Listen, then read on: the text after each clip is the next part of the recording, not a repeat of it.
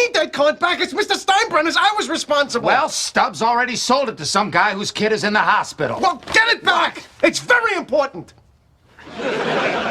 Look, you want me to get it back or not? Get it back!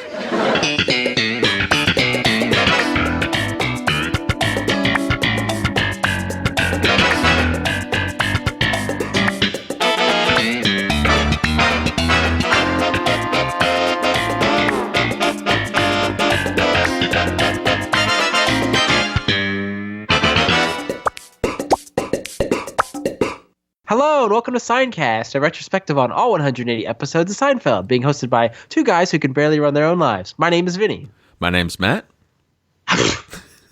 No, weather. Oh, like,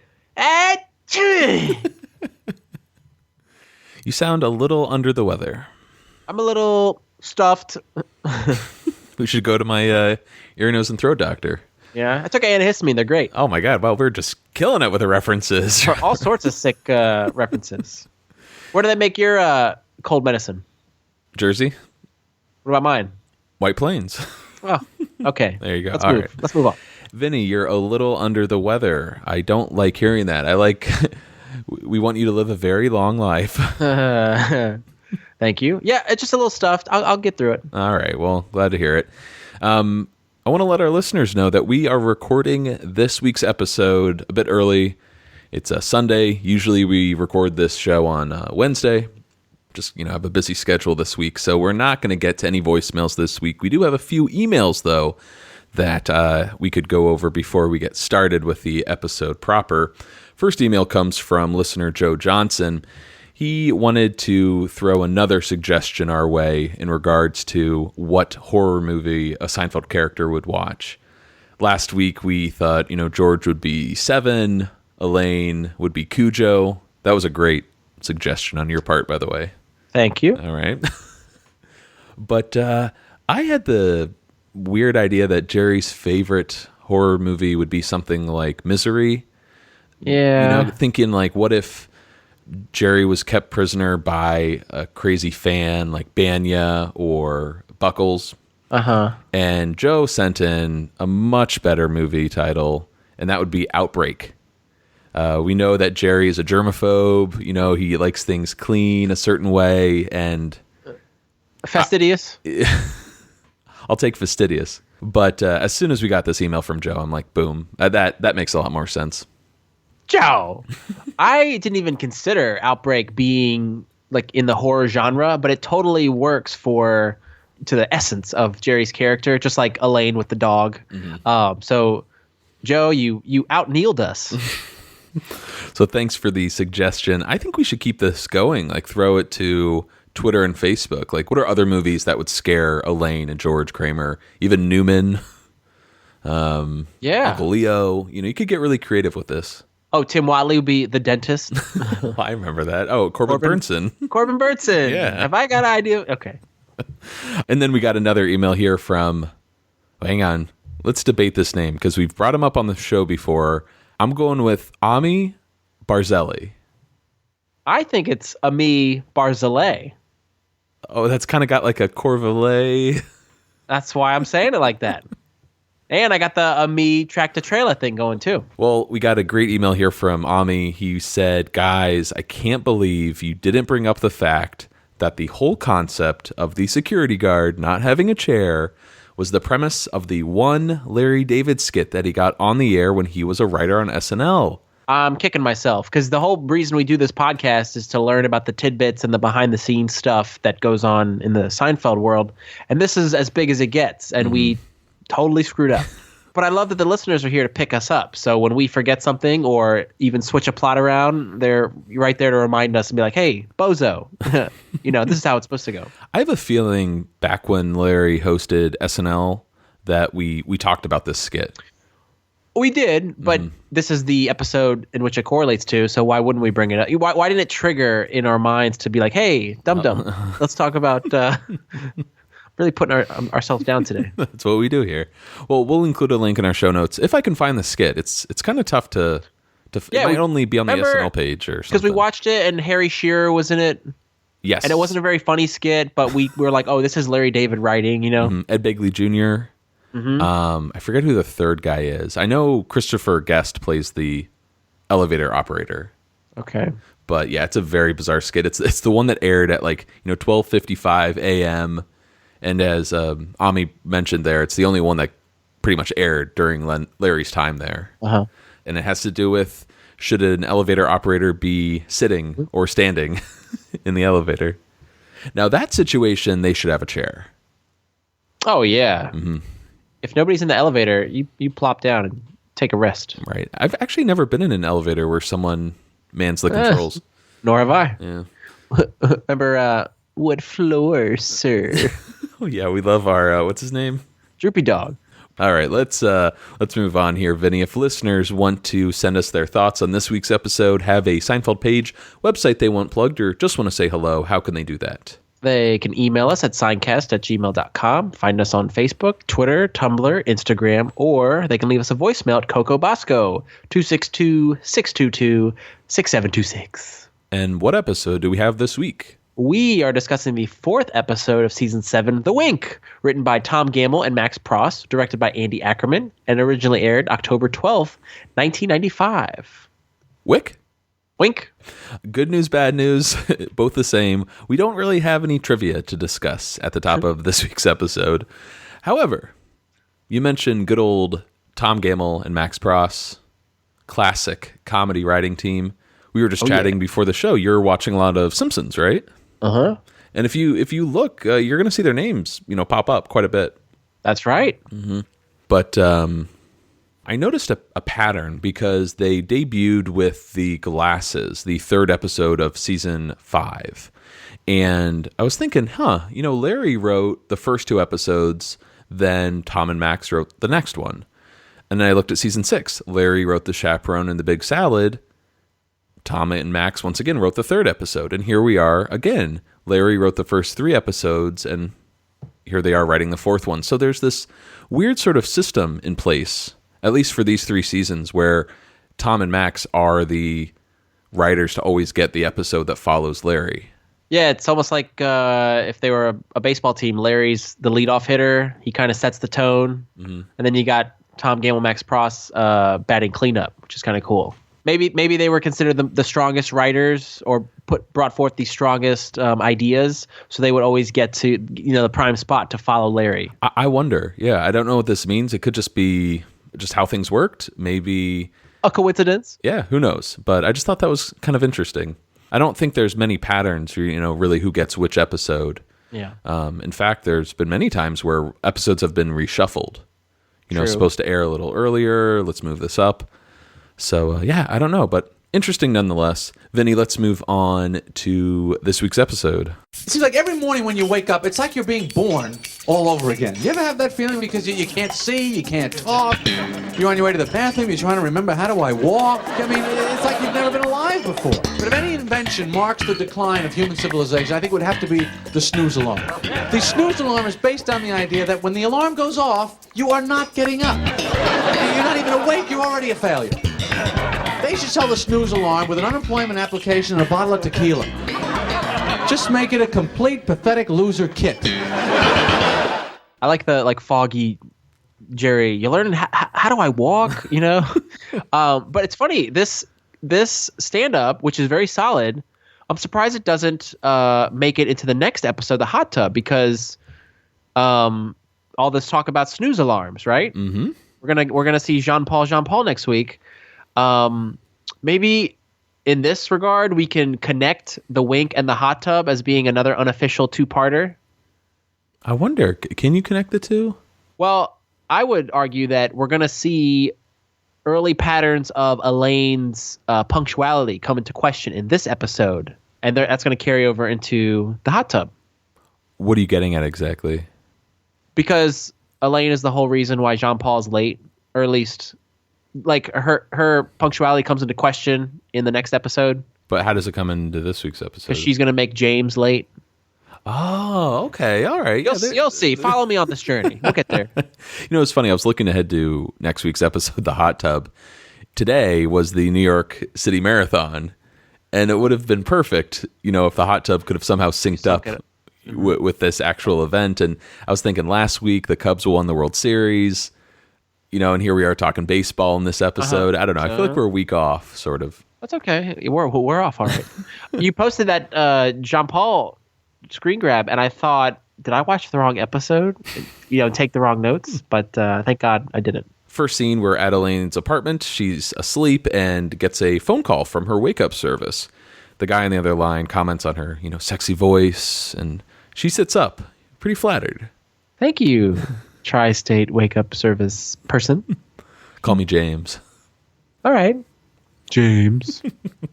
That James, that's what her voice should sound like. Why? In the morning, like everyone's got a deep voice. Like, oh, yeah, I got to get the frog out. Yeah. Mm-hmm. Did you ever do a wake-up service? Never have. I'm fascinated by this. I don't think anyone does this anymore. They're talking about the wake-up service next week as well. Jerry's like, there's a guy who just sits in the room with a big clock. Yeah, you're right. Come on. You're right. These are all connected. Yeah. Stop the show. Now let's talk about something here. And I think this is very important that we address this, we share our opinion, and try to sway a lot of people that are putting out false information. If you've ever come across one of those online lists, like 17 things you never knew about Seinfeld, and it'll be facts like there's a Superman reference in every episode. False. Yeah, which is false.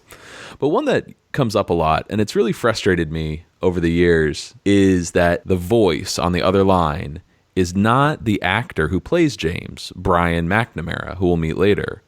It's Peter Dinklage from Game of Thrones. Okay. And now I've listened to this clip over and over again. I will not deny that it sounds just like Peter Dinklage. Okay. But I've yet to find anything online, a solid source that claims that this is him. I've never found an interview with Peter saying it's him. I've never found an interview with Brian saying, yeah, I couldn't record those lines, so they brought in some young actor just to read the line. And if you look at not that this is official, but if you look at the IMDb page, you see Peter Dinklage as James' telephone voice uncredited. Right. So I'd like to know when that credit was added, because I did a little investigating. Oh, what'd you find out, Lois? Well, this trivia originated with a YouTube clip of this scene, and it was titled Peter Dinklage on Seinfeld as the wake-up guy. And it was posted around this time back in 2011. When did Game of Thrones premiere? Well, that's what I was thinking. It was a good 5 months after Game of Thrones season 1. So yeah, I think as people were watching Game of Thrones and Peter Dinklage is getting more popular, someone just made the assumption it's his voice, and people just loved this bit of trivia and wanted to believe it. Cool. But I would love to believe it. Right. So I tweeted at Brian McNamara, the actor who plays James, just to see if he could clear it up for us.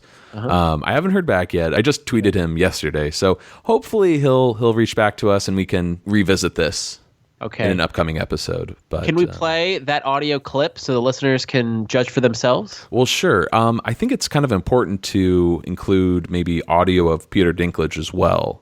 Of course. And they can make the assumption. There's no denying they sound very similar. This is your wake-up service. It's 7:15. I don't know when I die or if I die. A woman the other day said to me, and I was hadn't had my morning coffee yet, and she said, I hope you don't die. Woman with a sexy voice like yours, it's hard to believe you're waking up alone. It was so weird, and it took me a second, and it was so terrifying. I hope I don't either. I want to believe it personally, just because I'm a big Game of Thrones fan, and to have that crossover between Seinfeld and Game of Thrones would be really cool. Having said that, I feel like this is like that Larry David, the dinner party, debate all over again, you and I disagreed on if that was Larry David, dubbing that line. I forgot about that, yeah. But yeah, it's just a weird bit of trivia, I guess, that no one really has the capability to the interest. Exactly. That's what it boils down to. Yeah. There's just two idiots have an interest in it. Right. I bet you Brian gets this tweet and he's like, "What? Why are you tweeting me this stupid question?" But anyways, let's move on to the first full scene of the episode. We're at Monk's. Elaine is telling Jerry and George about the wake-up service guy, and right at the top of this clip, a line I never thought I'd drop on this show once. I'm wearing my nightie.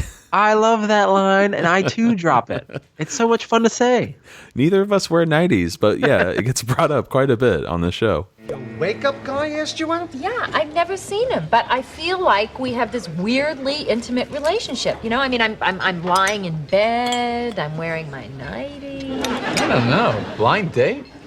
What? You want to go out with my cousin Holly? You've never met her. Yeah, but I've seen pictures of her. Well, at least I've spoken to my guy. You're going out on a deaf date. I think I'd rather go on a deaf date than a blind date. The question is, would you rather date the blind or the deaf? Now you're off on the top. That's See? interesting. See, now I think I would rather date the deaf. Uh-huh. Because I think the blind would probably be a little messy around the house. I mean, let's face it, they're not going to get all the crumbs. You're constantly walking around with a sponge. See, I disagree. I would rather date the blind. You know, you could let the house go, you let yourself go. A good-looking blind woman doesn't really know that you're not good enough for her. I think she'd figure it out soon. What? What is this? Veggie sandwich and a grapefruit. A veggie sandwich and a grapefruit. What are you turning into? A healthy person. Ow! Ow, you squirted me. Oh, sorry. Boy, that stings. Now, this is an example of textbook Seinfeld, which I love. This, would you rather date the blind or the deaf? And then, you know, and even George, now you're off on a topic. I think that's so cool. Now, Matt, do you have a preference with where would you side with this? Would you side with Jerry or George? Let me put, while you're thinking about that, think about this. Oh, boy. Jerry has already dated a deaf woman. Yeah, it's true. He dated a deaf lineswoman. And his association with being clean and neat, which we talked about earlier, and it gets stronger as the series progresses, it kind of makes sense that he would want to date the deaf. Because he doesn't want to have to be cleaning up around the house with a sponge. Did George ever date a blind woman or anyone who couldn't see? Not that we know of. He dated a woman who couldn't speak English. No English. But never a woman who was blind that we know of. Well, I think like their arguments are pretty like harsh when Jerry's like, yeah, I wouldn't date a blind woman just because she's going to be a little messy. Yeah.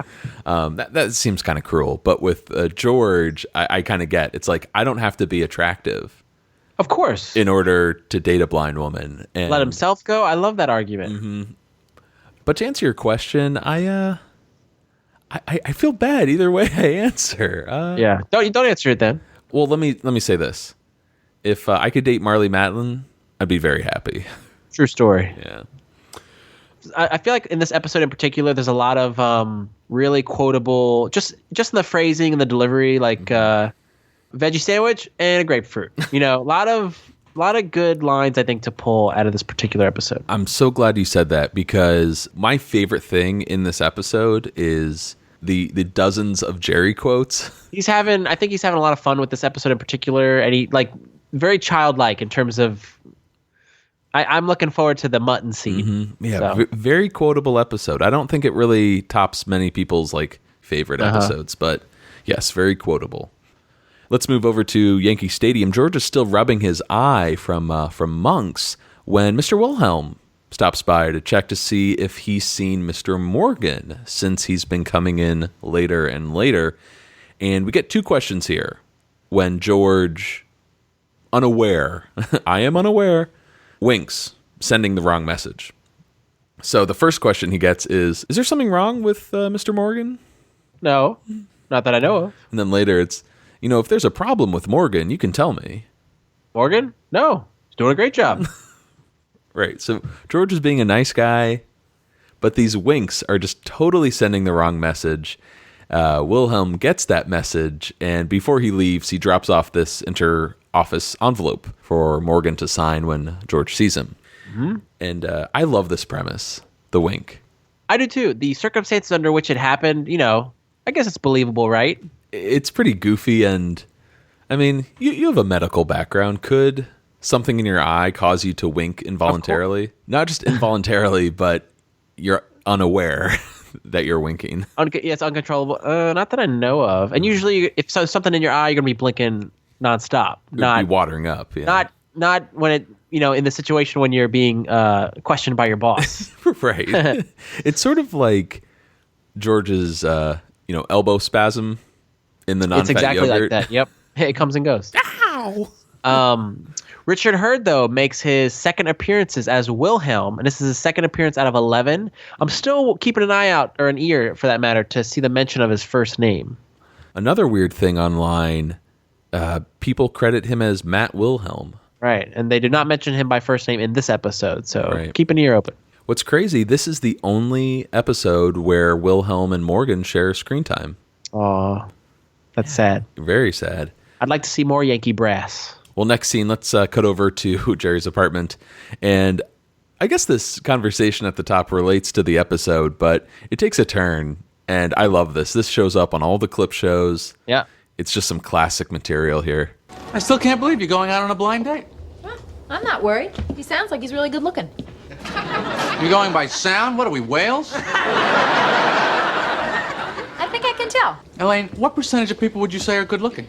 25%. 25%? Mm-hmm. No way. It's like 4 to 6%. It's a 20 to 1 shot. You're way off. Way off? Yeah. Have you been to the Motor Vehicle Bureau? It's a leper colony down there. So basically what you're saying is 95% of the population is undateable? Undateable! Then how are all these people getting together? Alcohol. Now I got a question for you, Vinny. Since I didn't throw the blind deaf thing your way, what percentage of people would you say are good looking? I'd say it's higher than 25%, though. It's got to be like 40%. Yeah. 40% of people are good looking? I'm giving Mother Nature the benefit of the doubt. Oh my God. Yeah. I can find beauty in people. Yeah, that's true. But I mean, look at us. Are we good looking? We look great. I think it's more like 15 to 20. Okay. It is funny though. There are some days where I'm out and I'm just like, if I'm standing in line at the post office or even the, is it the DMV? Yeah. Yeah. It always seems to attract just like the weirdest looking people for some reason. That is true. Yeah. The last time I was at the DMV, I did take notice of this episode or this clip. Now, when I've walked around Alexandria with you, everywhere I look, I'm like, wow, everyone's really attractive here. Oh, we're glitterati down here, baby. And we're all fit. beautiful. Yeah. Yeah. Oh my God. Now, at this point, though, if we go back to last week's episode, we left off with Elaine and the maestro in Tuscany, and they looked like they were getting along pretty well. It was pretty hot and heavy, right? Well, you know what happened. We don't know that yet. Oh, okay. But I know it's going to happen. She must have spilled some wine on the poster of the Three Tenors. Exactly. So at this point, we don't know why they broke up but she's already going on a blind date. What happened to the maestro? We'll learn about that in The Doll. Yes, she's a doll. Well, George enters and Elaine calls him out for winking at her, very obnoxious. And George is shocked, realizes it's from the grapefruit juice that Jerry squirted in his eye.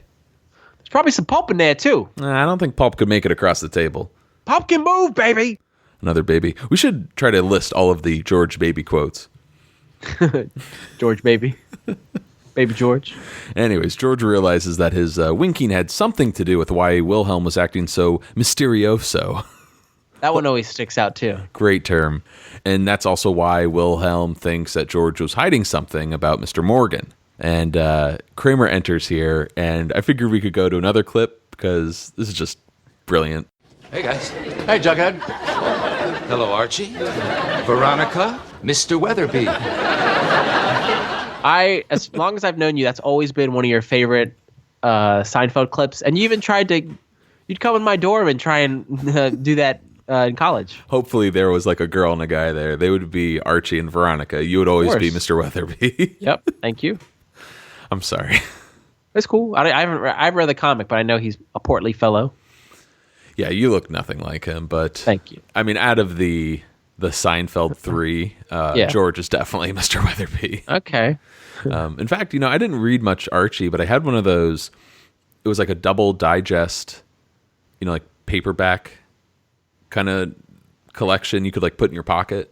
It was great. I loved it. It was the only Archie collection I ever read, but I would always take it on vacations and stuff. Anytime I hear of Archie and Veronica, I always think of the premise in Chasing Amy, the Kevin Smith movie, where there's the theory that Archie and Jughead were lovers. Oh, that's right. What's the line? It's like, Archie was not Mr. Weatherby. It's like, shut the up, bitch. Go down to the corner and get yourself a clip. What I really like about that clip, though, is Jerry is the one to initiate, hey, Jughead. And Kramer is so quick to want to play along and continue the joke. I think that's really cool. Perfect. Actually, it'd be great to have some Seinfeld art where they take the characters and kind of morph them. Oh, yes. With the Archie characters. Oh, Martin Bowe, challenge extended. Sorry, you don't have to do that. No pressure. Well, Kramer notices the inter-office envelope on the counter and gets very excited when he just sees Don Mattingly's signature, Buck Showalter's signature. He wants to show it to his sports memorabilia friend Stubbs, who will pay top dollar for pro autographs. And here we get another George wink quote. Yeah, like, I'm going to risk my job with the New York Yankees to make a few extra bucks. No, of course not. There's a moment in this particular scene where George says it's an inter-office envelope. It gets passed around all over the office. Watch Julia and Jerry in the background. Something's going on that causes them to giggle and smirk, and she kind of like, I think, swipes away something off her skirt.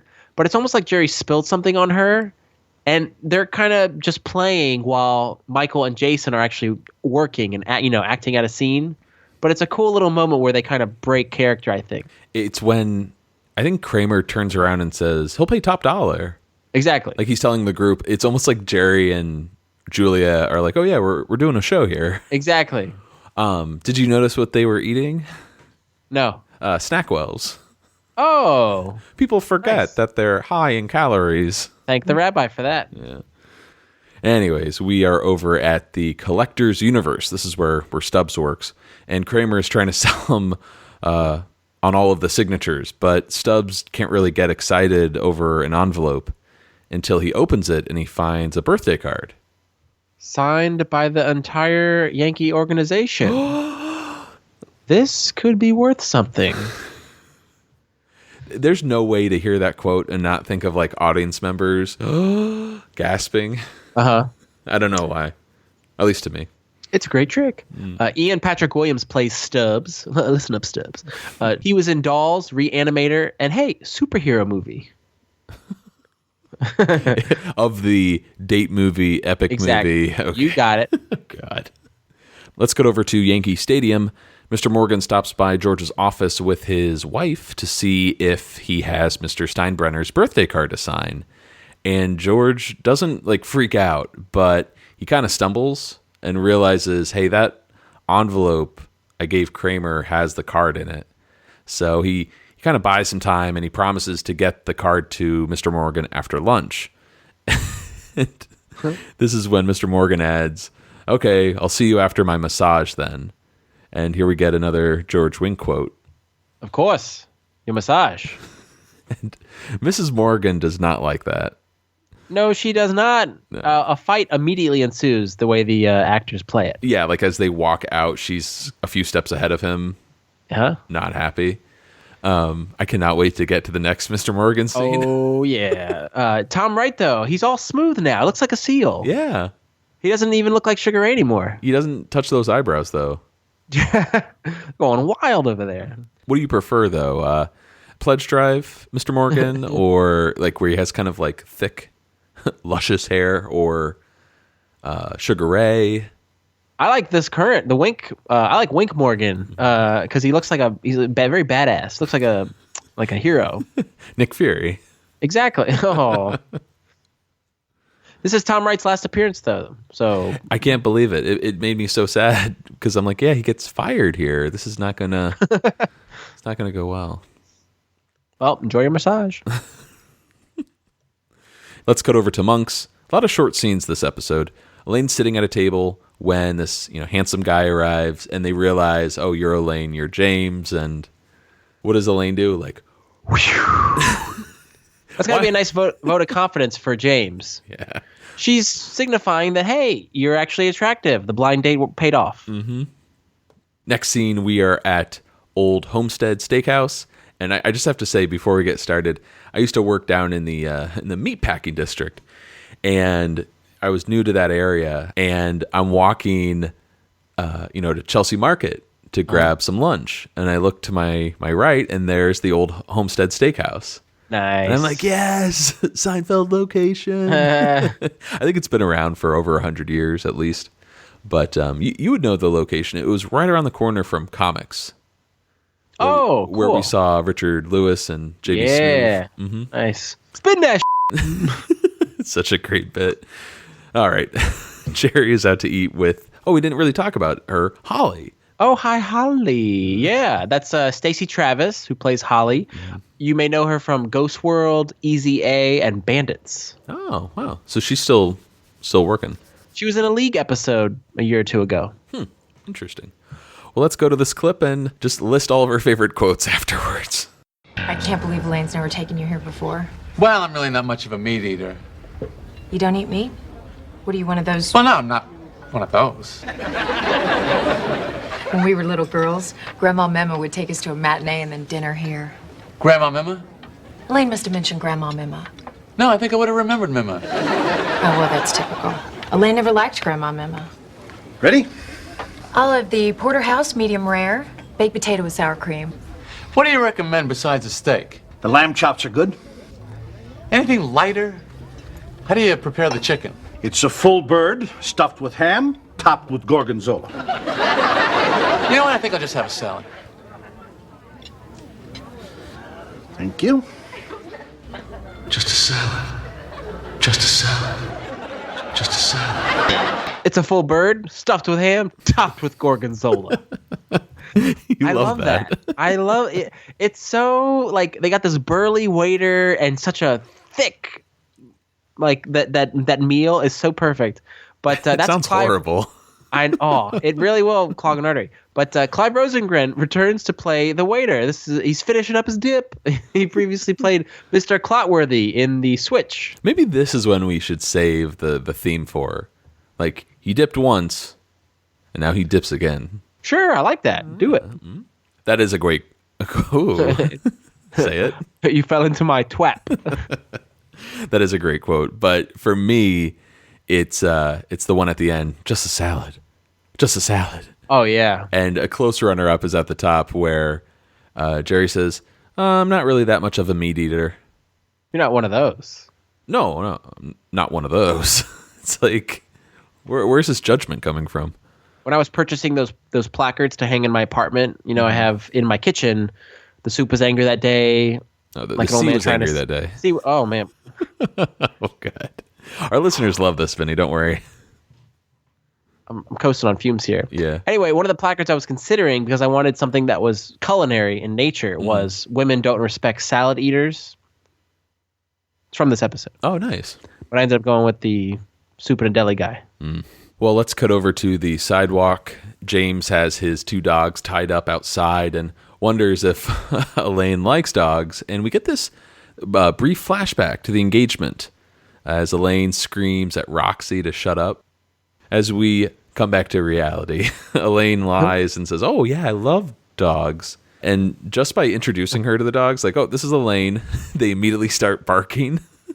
Yeah, they can tell. This is her, negative association with dogs coming to a head. Mm-hmm.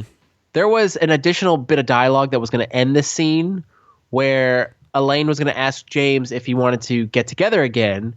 And he was going to say, I'll call you in the morning. It's my job, remember? Which, isn't that kind of an ass thing to say? I think it was your tone that made him sound like a jerk. Because he'd be more like, yeah, I'll call you in the morning. It's my job, remember? Like, right? I don't care for that tone. Oh, God. We cut over to Yankee Stadium, and Mr. Morgan, here we go, returns from his massage. Vinny, I want to say take it from here. You noticed something. You want to tell our listeners what it was? Indeed. When Mr. Morgan says it was more than just a massage, his fist is clenched and it goes up and down in a curious motion. He's making a jerk-off motion, yeah. There we go. You noticed this, I think, in college or maybe... Yeah. And I was just like, oh, my God, I never noticed that. That is so... Yeah, I was surprised that made it into the show. I can't believe they didn't cut that. I don't know if it's subtle enough. Maybe some of our listeners never noticed it, but yeah, I always think of you when. Oh God. I always think of you when I watch this episode, particularly that scene. I have in my notes the infamous massage gesture. Yeah, more than just a massage. Anyways, Mr. Morgan got into this big fight with his wife at lunch, and he's sleeping on the couch now. And we get a sweet moment here as George looks out for him. At least I feel that way, and says, hey, you can't oversleep. You can't afford to be late again. Which is kind of ironic since George is the one who's responsible for all of this. But doesn't it seem kind of nice to hear George he's got his back, yeah. Mm-hmm. Yankee brass sticking together. So George gives Mr. Morgan the card for Elaine's wake-up service. And as Morgan steps out, he says, hey, George, be sure to get that card to me before Steinbrenner gets it. Yes, sir. Very important. I don't know if we ever discussed this, but could Mr. Morgan be the traveling secretary?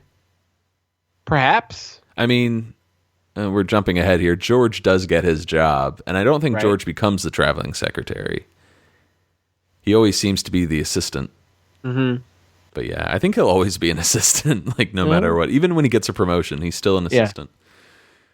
Yeah. Anyways, we're over at Jerry's apartment. Jerry and Elaine, oddly, finishing up a game of Scrabble.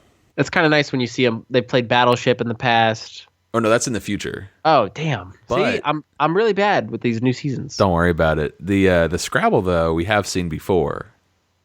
Oh, with Mom and Pop Seinfeld. Mm-hmm. And a particular word. Quone. There you go. I am challenging. I didn't see a dictionary out. Is that an easy Seinfeld question? I brought that up at trivia. What is the medical term? And a lot of people didn't get it right. Oh, kick them out. They don't deserve to be there. Oh, don't say that. They don't know that. Sorry. We welcome all types of Seinfeld fans. I do like here, too, how Jerry theorizes, hey, maybe those mutts are gossiping, they're talking to each other. Yeah. Dogs talk. Yeah.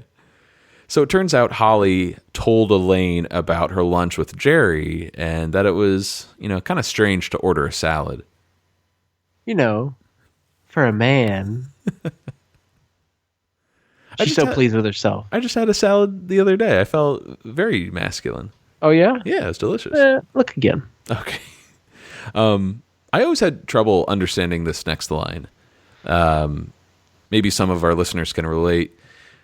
After Elaine says, for a man, Jerry kind of freaks out and says, like a quiche thing? Uh-huh. Like a quiche thing.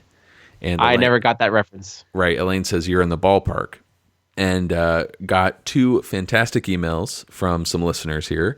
Jacob Wright first wrote in saying, I was confused too. I don't know. I didn't know what this meant either. What is a quiche thing? And he did some interesting research. He points to a Huffington Post article where Jerry, the real life comedian, was actually under fire from various groups who felt that he had this joke about gay French kings, that how that crossed the line. So he wondered, did it have something to do with that? What's the relation between a quiche and femininity? He's trying to figure this out. And then Jacob's friend Adam emailed us in, and he got the answer here. There was a book very popular in the 80s, which I'm sure some of our listeners know about, called Real Men Don't Eat Quiche. And it was a book about, masculinity. I don't know if it was a legit book or if it was more satirical. But it was pretty popular in the 80s, and I think that's kind of what Jerry is referencing. Like a quiche thing! Right. So, yeah, Real Men Don't Eat Quiche was the reference here. Were you familiar with that book? No. I just love that. I love the line and the delivery of it. When I first saw it, and at least, in subsequent watches, I thought maybe there was a cut scene where they went out a second time, and Jerry only got a quiche, like a vegetable quiche or something. And he's like, oh, the quiche thing? But this makes a lot more sense. Oh, I thought this was interesting, too. The author of that book, Bruce Firestein, he wrote, or at least had a hand in writing, GoldenEye, Tomorrow Never Dies, and The World Is Not Enough. Oh, wow. Okay. Yeah, first three Pierce Brosnan, James Bond movies. Pretty cool. Mm-hmm. Anyways, Jerry regrets ordering the salad. Women don't respect salad eaters. So he decides to invite himself over to Holly's for her dinner with Elaine. Oh, don't worry. I'll be there. And I'll be packing an artery. Another good one. Anyways, out in the hallway, George knocks on Kramer's door. Well, Mr. Weatherby. Kramer, do you have that Yankee envelope? I sure do. Oh. There you are. Hey. I think you're going to be very pleased when you see what's inside. What is this? Your cut of the loot? Stubbs gave me $200 for the autographed birthday card that was inside. Who told you to sell the card? You did. No, I didn't. Well, not in so many words, but I believe we had an understanding. I was not winking, you idiot! That was the grapefruit! It's like acid! I need that card back. It's Mr. Steinbrenner's. I was responsible. Well, Stubbs already sold it to some guy whose kid is in the hospital. Well, get it back! It's very important. Look, you want me to get it back or not? Get it back! Should that be the album art this week? Sure. Yeah, because he's preventing that wink. Yeah. Kramer's actually getting a little bit fed up with George because he can't tell what's wink and what's real. Look, do you want me to get it back or not? And I love when he pulls out the bill. And he's like, your cut of the loot. Stubbs gave me $200. Don't you think it's worth a lot more? I would think, yeah, at that time. But I just like it. You know, Kramer, again, with the money, getting a deal. Always. You know, even if it's $100, he's happy. Let's cut over to Holly's. The three are sitting down for dinner, and we get some tension right at the start. Elaine notices the table setting and the napkins, but doesn't remember them from her childhood. And Holly name drops Grandma Mema. Yeah, Grandma Mema only used them on special occasions. Oh, I didn't really care for that line either. Yeah, I'm not a fan of Holly. Do you like her? No, not at all. Mm-hmm. I think most of our listeners will agree too. As she goes to the kitchen, Elaine gets really mad and feels like Holly is kind of, sticking it to her. What, it wasn't special when my family visited? Holly comes back from the kitchen holding this huge plate of mutton. Mutton! Hope you didn't cut the fat off. And he's got his napkin tucked into his neck of his shirt, and then he slams down the silverware, one in each hand, like a little boy. Oh, God. I think real life Jerry is having so much fun with this episode. Yep, I agree. So good. Hope he didn't cut the fat off. So we cut over to a hospital, and Kramer has managed to track down the sick boy that got Mr. Steinbrenner's card. Okay. And, well, here we go. Yeah, you, Bobby? Yes. Well, I heard that you have a very special birthday card with all the Yankee autographs on it. I sure do, mister. Oh, boy, yeah, that's it, yeah. Boy, Stubbs sure went to town with this thing, huh? Yeah, well, Bobby, what if I told you that a very important person at the New York Yankees needed this card back? Oh, no. I'd never part with this card for anything in the world. Well, Bobby, who's your favorite Yankee? Paul O'Neill. All right, what if I get Paul O'Neill to hit a home run tomorrow just for you? Really? Paul O'Neill would do that? For you, he would. Could he hit 2 home runs? 2? Yeah, sure, kid, yeah, but then you gotta promise you'll do something for me. I know. Get out of this bed one day and walk again. Yeah, that would be nice, but I really just need the card. That last line. Yeah, that would be nice. I just really need that card back. He has no concern for Bobby's welfare and whether or not he'll walk again. Bobby is played by Thomas Dekker. He actually comes back to play Bobby. We previously saw him in The Stand-In as a stand-in. He was Porter. Don't go, Daddy. Exactly.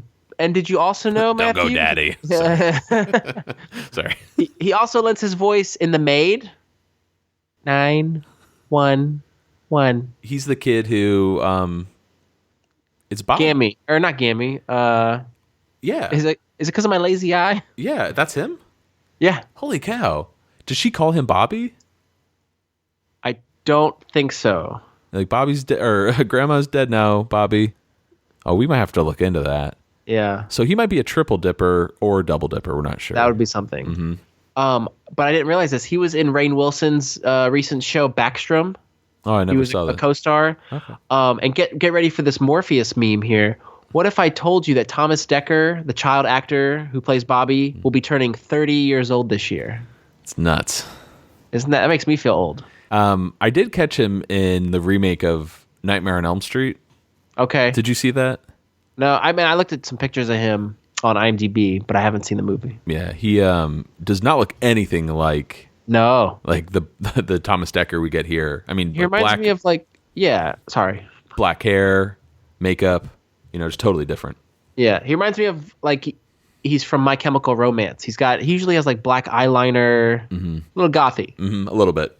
Yeah, but wonderful performance both in The Stand-In and in The Wink. Let's move over to Holly's.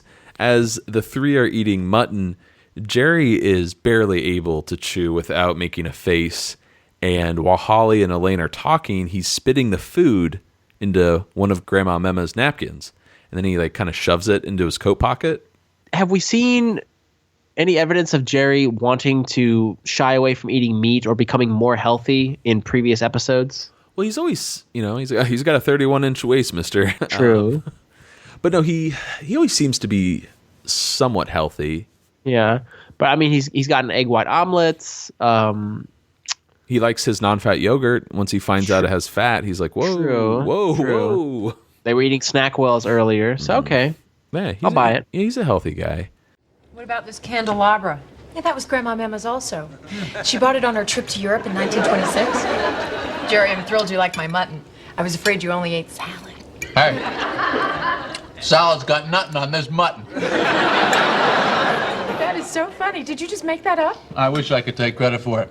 It's actually a line my butcher uses when we're chewing the fat. How about that beautiful desk over there?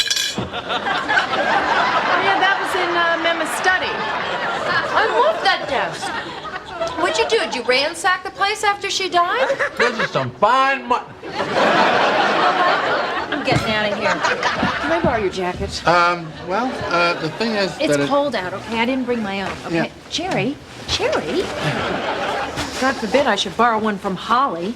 Might have belonged to Grandma Memma. Thanks for mutton. My favorite line, it might be my favorite line of the episode. Jerry's like, salad's got nothing on this mutton. And Holly goes, oh, that's so funny. Did you make that up? And he's like, yeah. Actually, it's a line my butcher uses when we're chewing the fat. That is a really good one. How about that beautiful desk over there? What about you? I really enjoy the thanks for mutton line, the way Elaine kind of closes out the scene. And apparently the scripted line was thanks for the mutton. Mm-hmm. And Julia ad-libbed, can you ad-lib by taking away a word? But she's the one who, she coined the phrase, pardon my French. She said thanks for mutton. What exactly is mutton? I don't know, and I didn't care to find out. And we get a lot of little scenes here. Elaine is trying to get home. She has Jerry's coat on with the mutton in the pockets. And this group of dogs has her backed up against the store windows. Mm-hmm. And she nice doggy. Shuffles down the sidewalk. Don't believe what you hear. I love dogs. I'm a big dog lover. I love the one that's on its hind legs. It's it walks for 15 feet on its hind legs. So cute. I like the sheepdog because my mom had a sheepdog growing up. It always reminds me of that. Oh, nice. Anyways, back upstairs, Jerry and Holly are cleaning up when she realizes that 2 of the napkins are missing. And she's convinced Elaine took them. I don't know anything about that. Do you have any floss? So Holly has this line here. She's probably having a good laugh about it right now. And we cut to Elaine just getting chased down the sidewalk. The sprint. These dogs are right on her heels.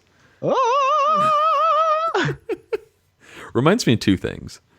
That line, she's probably having a good laugh about it right now, takes me back to the doorman. I thought the same thing. Okay. He's probably having a good laugh about this with his doorman buddies. Uh-huh. And then the doodle.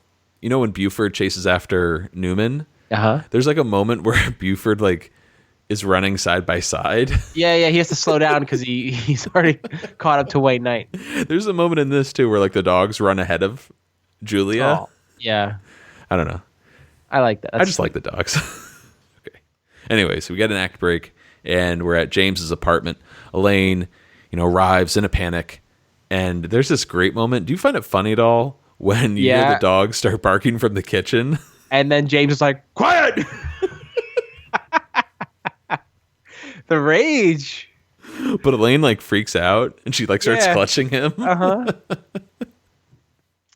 What is that about certain Seinfeld moments that aren't played for laughs, but they're hilarious anyways? I don't know. I think there's like a genetic component to humor. It's in the DNA, and it resonates with everybody.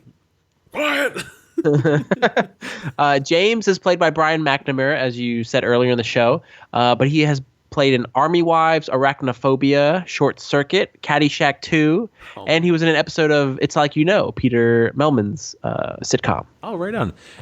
I didn't check out his wiki page, but I think he's doing a lot of filmmaking now, or at least directing. He might be a DP. I'm not sure, just based on his Twitter photo, but he's not limited to acting. Cool. So Elaine tells James what happened and how she needs a place to crash, but all he has is the sofa bed, which is where he sleeps. Well, we'll have to sleep head to toe. Head to toe? Head to toe. James is being pretty considerate, Absolutely. It's my bed, he's respecting Elaine. Compare that or contrast that with Tim Watley. Wanting to go right downtown? Yeah. 2 beds? There's 2 of us? Anyways, the next morning, Elaine is all spread out with her feet, not only like in James's face, well, he's getting like a foot face rub. Yeah. And it's great when she wakes up and realizes it's late. She like taps him to wake up. Like, hey, wake up. I still think, how I think of this as real life. That's why that's true. I'm sorry. Anyways, it's 8:30. James was supposed to wake her up over an hour ago, but he didn't get any sleep because she kept kicking him in the face. And he's so tired, he's not even worried about some of the customers he missed. And we get like a shot of the people who needed an earlier wake-up call. Mm-hmm. Who are the 2 people on that list? We got M. Morgan, KL57566, call at 6:30 a.m. And then N. Brenner, QU8 0629 6:45 a.m. There's Norman. Yeah, Norman Brenner, another cameo. Now, let's consider this Exhibit A in Elaine's long line of tardiness, which we'll revisit in the hot tub next week. I can't believe I never put the 2 together. Yeah. Well, you're Matt. She made the wake-up guy late. Have we gotten anything before? There was the clock in the busboy. Remember that? It's 9:15. You gotta go. Oh, that's right. Yeah. That's a big one. Good call. Didn't Jerry? Look who's the new Matt. Oh man. I have tasted my own medicine, and it is bitter. Now, I like how we always hear Mr. Morgan, and then when you get his initial, it's M. Morgan. Uh-huh. So it's still technically Mr. Morgan. True. Okay. Hilarious. And we cut to a shot of Mr. Morgan asleep on the couch. This is a very similar situation to Jean-Paul. I can't believe I never put it together. Elaine made Mr. Morgan late, too, by default. Mm-hmm. Well, we cut over to Yankee Stadium, and Wilhelm is upset that Morgan once again is late, perhaps for the last time, and tells George, don't worry, you're going to have his job pretty soon. And when we cut over to Monks, George, tells Jerry, I don't want Morgan's job, too much responsibility. And I can relate to this. I had a job a couple of years ago where I wasn't gaga about it, but I was just kind of treading water. And they're like, yeah, you should move up. And I'm like, I'm all right. I'm good. Well, I feel like Mr. Steinbrenner articulates it perfectly. A lot more work. We're going to find out at the end of the episode. Sure. Not much more money. I think a lot of people, can relate to that. Elaine shows up, and I love how George tries to confront her about James never calling Mr. Morgan. Mm-hmm. He's like, hey, what's the deal? And she has like that great response. Yeah, well, he was tired. He had some feet in his face. And that's it. George just leaves it alone. Okay. Elaine tells Jerry about Holly accusing her for taking the napkins, and Jerry comes clean about what he did with the mutton and the napkins. His jacket, even though Elaine had it, got left at James's, and Jerry kind of perks up hearing this. You spent the night at James's, did we? Yeah, but we reversed positions, so there was no funny business. Reverse positions? Yeah, head to toe. So what? Your genitals are still lined up? No, because I slept with my back to him. Ooh. Man. So the Mr. Morgan jerk-off motion. Yeah. And now a joke that really went over my head as a kid. Can't believe we messed up on the sodomy.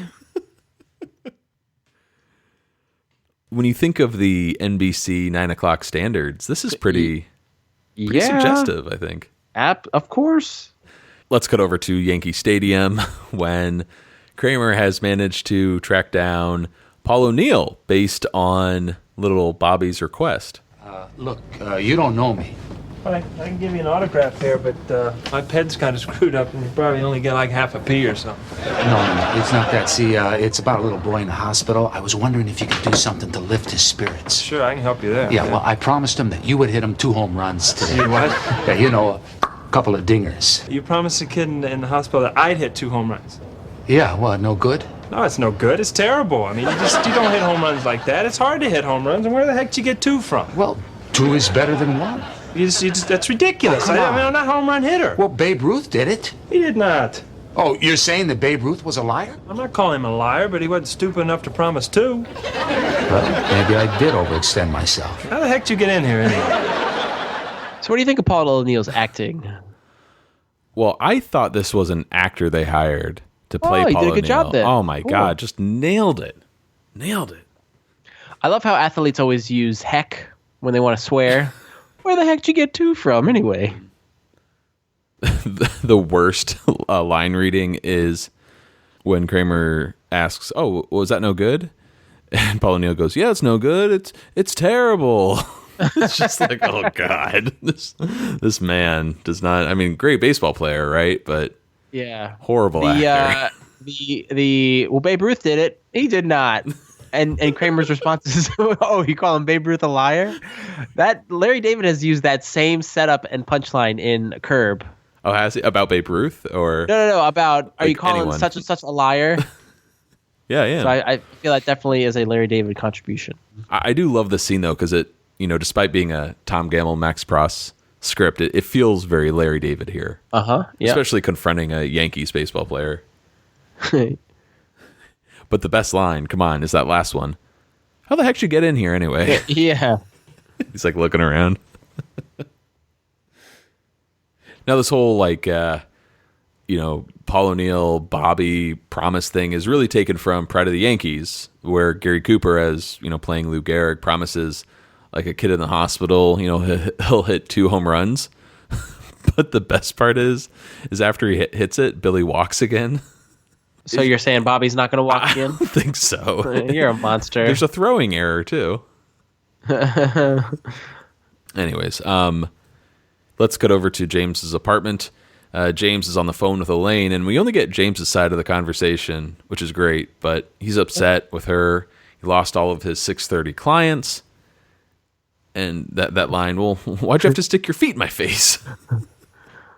Fellas. Aren't they cute? Why is he that's coming up. That is such a cheeseball line. Why is he so quotable? I don't know. James killing it. Yeah, the dogs are going crazy with Jerry's jacket, eating all the mutton in the pockets, and James finds one of Grandma Emma's napkins, and I love how he's really perplexed. He's like, what is this? Yeah, this mystery cloth. So we're back at the hospital, and Kramer seems pretty nervous, sitting down to watch the game with Bobby. He looks a little parched. All he wants is a hit off that kid's juice box, but Bobby moves it out of his grasp. After Paul O'Neill hits his first home run. So let's cut ahead. Paul O'Neill does hit the home run, and they start cheering. It's like, yeah, but Kramer just reaches for the juice. One more to go. As Kramer reaches for the juice, you hear, na-na-na-na-na-na. Oh, yes. I just thought it was like perfectly in sync. Mm-hmm. Cool. Right, so over to Jerry's apartment. Holly arrives and surprises him with dinner. After he scarfed up her mutton, she had the irresistible urge to make pork chops for him. Oh, Vinny's tapping my nose right now. She also said hello to Franco for him. Franco? Yeah, your butcher down the street. Oh, I bet he acted all aloof like he didn't know me. A little. That is so Franco. Another classic. I asked that question at trivia. Who does Jerry pretend his butcher is? And before I read out the answer, everyone's like, that is so Franco. Oh, nice. Yeah, that's a great one. It's like Rocky Horror. So we're back to the hospital. Kramer is pretty nervous because he needs that second home run from Paul O'Neill. Long fly ball into deep left field, and it drops just over Bell's head. O'Neill's rounding second. The ball rolling back to the wall. O'Neill heading for third. All right, go on. Come on. O'Neill rounds third field.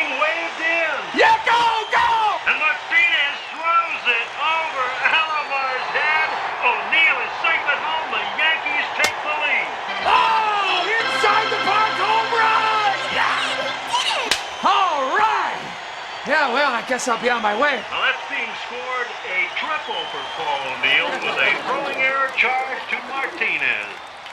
Hey, Huh? that's not a home run. Well, maybe not technically, but... You said he would hit 2 home runs. Oh, come on, Bobby, that's just as good. Well, you're not taking that card. Now, Bobby, we had a deal. Come on, give me that. Paul O'Neill, he split his pants. He didn't split his pants.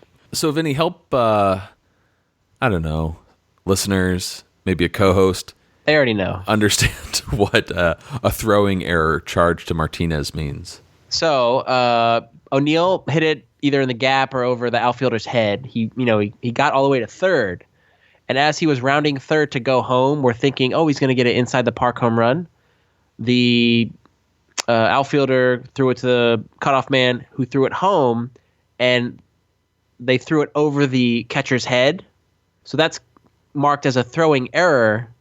So instead of it being counted as an inside the park home run, it's now credited as a triple with an error, and the runner gets to advance home to get the run. So stat-wise, he's going to be credited with a triple, not a second home run. Okay. So thus nullifying Kramer's deal with Bobby. You're not taking that card. So who do you think Where's Bobby's dad? Like, why is Kramer alone in the room with this kid? Where's don't go, Daddy, don't go. He left. He's gone. They fell out of love. It is disturbing that a grown man can just walk into a child's hospital room and just sit with him for hours on end. There's no nurse. There's no doctor to come and check up on this kid. And get in a fight with him, too. Yeah. Hey, Kramer gets in fights with other little kids later on. Oh, that's right. Joey Zanfino. Yeah. Some workout we had tonight, huh? Regarding that error, though, who do you think's more in the right? I know there were no terms, really. It's just 2 home runs. Oh, no, it's a legit triple with an error. So you think Bobby's more in the right? Yeah, Bobby didn't get what was promised to him. He was promised 2 home runs. But isn't it he still got the point, though? No. That doesn't a point. It's a run. Any questions? No, it's yeah. He ran around the baseball court, There it is. Jumped the net, and no, but he still, doesn't matter when you look in the stat books. It's a home run and a triple. But really though, who cares about the stat books? You're watching. Bobby was promised 2 home runs. But when you look at the runs on the bottom of the screen, isn't it going to go up 1? Yeah. So there's your home run. Just move along to the next scene, Betty. I think a lot of our listeners are on Team Vinny tonight. We're going to be auditioning new co-hosts next week. Wait, for you or for me? I think it's pretty obvious. So we're back at Yankee Stadium, and Wilhelm and Morgan are having a meeting with George over the missing birthday card. And, just as George is taking full responsibility, Kramer arrives with, I don't think we really described this. It's the card that Bobby had, but it's under a glass frame. It's beautiful. Huge. Mm-hmm. It's actually similar to your Fish in the Dark thing you did. Yeah, there's a border around it, and I think you see the card open with all the signatures. There might be like an envelope or something. Mm-hmm. But so Kramer comes in with this huge frame. I got it. What's this? Oh, it's a birthday card. Yeah. George, by the way, tomorrow night, Paul O'Neill has to catch a fly ball in his hat. George, this is beautiful. Why didn't you tell me you were going to have it mounted like this? Yeah, and you were probably just going to stick it in an envelope.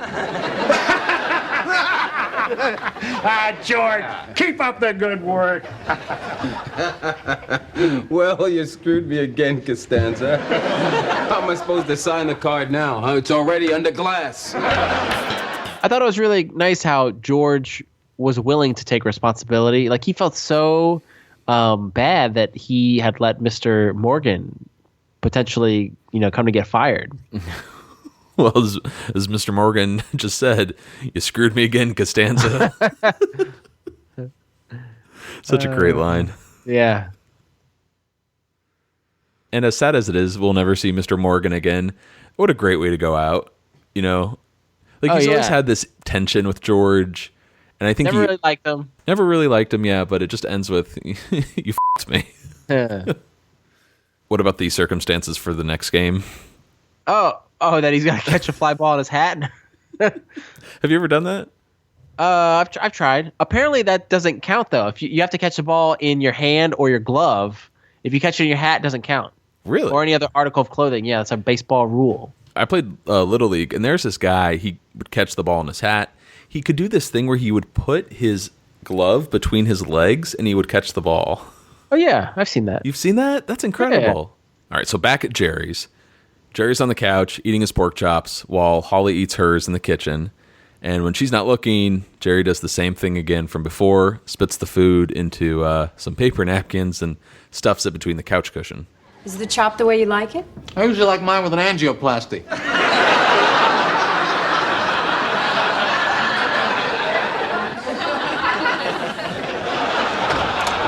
Ooh, something really stinks to high Holly.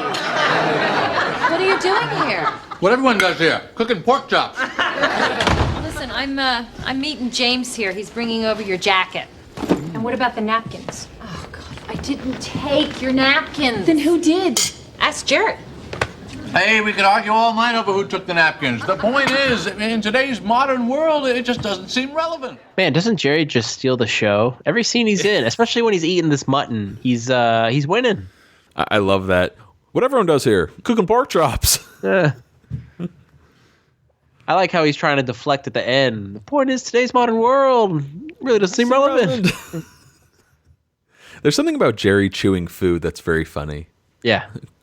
Angioplasty. God, he's just killing it this episode. So later, James arrives with his dogs wearing some bandanas. Aren't they cute?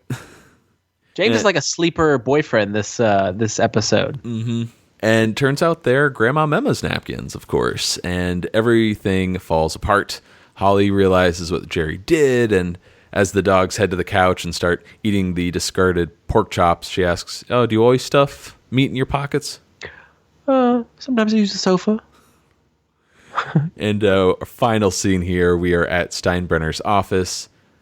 George arrives as Steinbrenner thanks him for the birthday card.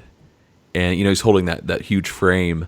And as George tries one last time to give Morgan all the credit, Big Stein not only points out his name missing from the card, but that he's been fired and George gets his job. You could stop kowtowing to Morgan. Congratulations, you got his job. A lot more work, I know. A lot more responsibility. Long, long hours. I know. Not much more money. And as George tries to get out of the promotion, Steinbrenner has one of these classic monologues, as George just slowly backs out of the room. But you'll finally get the recognition you deserve. That's what I'm afraid of. Mr. Steinbrenner. George, as painful as it is, I've had to let a few people go over the years. Yogi Berra, Lou Pernella, Bucky Dent, Billy Martin, Dallas Green, Dick Hauser, Bill Verdon, Billy Martin, Stump Merrill, Billy Martin, Bob Lemon, Billy Martin, Gene Michael, Buck Showalter. George, you didn't hear that from me. George? So, Vinny, despite my difficulty grasping throwing errors, I never got this joke as a kid, but I did get it now when I looked up the names. These are all players, managers, just guys that were on the Yankees that Steinbrenner had fired over the years. George Steinbrenner had a penchant for just like being like a wild card and just firing people. Remember what George says, I think in a later episode, I think it's the calzone. He's like, he fires people like it's a bodily function. That's truth. Oh, in the Newman line, I hear Mr. Steinbrenner can be a bit erratic. Exactly. I hate to see him while he's hungry. Look at you atoning for whatever. I know baseball. But the best part is that Billy Martin had several stints with the Yankees, so that's why his name is there multiple times. Billy Martin. Buck Showalter, Billy Martin. And the cool thing is it ends with Buck Showalter. George. You don't hear that from me. This episode aired October 12th. Is that right? Yes. Sorry. Thank you. Buck Showalter was fired on November 2nd, 3 weeks later, which is nuts. That's incredible. So do you think Larry had some insider info? Or I think he planted a seed in George Big Stein's head, and ultimately we can blame Seinfeld for Buck Showalter losing his job. But what's even cooler, Joe Torre went on to replace Buck Showalter as manager, and he went on to win 4 World Series with the Yankees. So good move, Big Stein. Man, that's incredible. And Buck Showalter went on to coach the Orioles, so he's over here now. Is he still with the Orioles? Yeah. Oh, wow. How are you guys doing? Not too good. We did okay, but nice. Not great. Well, Vinny, I think it's that time. Should we move over to ratings and reviews? Please! So, what do you think? So, Matt, is this episode more than just a massage? God. You know you all visualize that move. All right. Definitely, man. I think this is a fine episode. I like it because it's a nice standalone episode in season 7. We kind of get away from the engagement and some of the bigger storylines just to have some fun. And I think it's a fun episode. It's a fun age. I think Jerry totally steals the show. Agreed. Love his lines. I am blown away how much we quote this episode in our everyday lives. Yeah. I mean, real life Jerry Seinfeld seems to be having a blast with a lot of his material. And you can't do that every episode. I get that. But when it happens, I think it kind of becomes like it's an episode that a lot of fans can bond over. Yeah. I think we all kind of are drawn to these sorts of episodes where Jerry is having fun. Mm-hmm. At least I've noticed that interacting with fans. I think every single, the principal 4 and then each guest star that we had this week all have at least one really significant, quotable line that you can take away from this episode, which is really neat. That's true. Yeah. From Bobby to even the waiter, James. Yeah. Quiet! Mr. Morgan, Steinbrenner. It's got it all. It's got it all. And I think the Jerry eating the meats and putting it in the napkins is, I think, the show stealer. It's funny too. The whole episode, the wink, it kind of stops being about that after like the first third. Mm-hmm. But I guess the damage is done. It set the events in motion. It was a catalyst. So does this episode crack your top 20? You know what? As much as I really enjoy it, it just doesn't have a place above the Maestro, which I put at my number 19. Well, it just got there. Let's let it digest a little bit. What about you? Nope, love the episode, but I'm number 1, right where it is.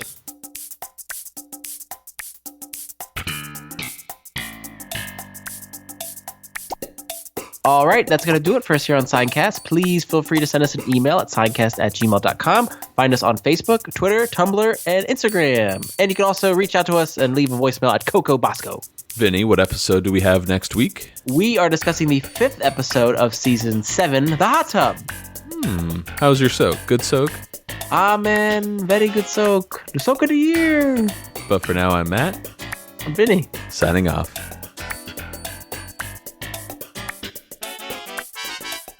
Seincast is not endorsed by Castle Rock Entertainment, Sony Pictures, or NBC. It is intended for entertainment and information purposes only. Seinfeld, the Seinfeld logo, and all names, pictures, and audio of Seinfeld characters are registered trademarks and/or copyrights of their respective trademark and copyright holders.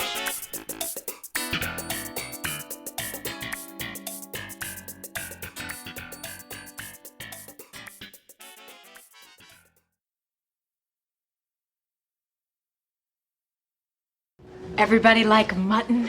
Mutton!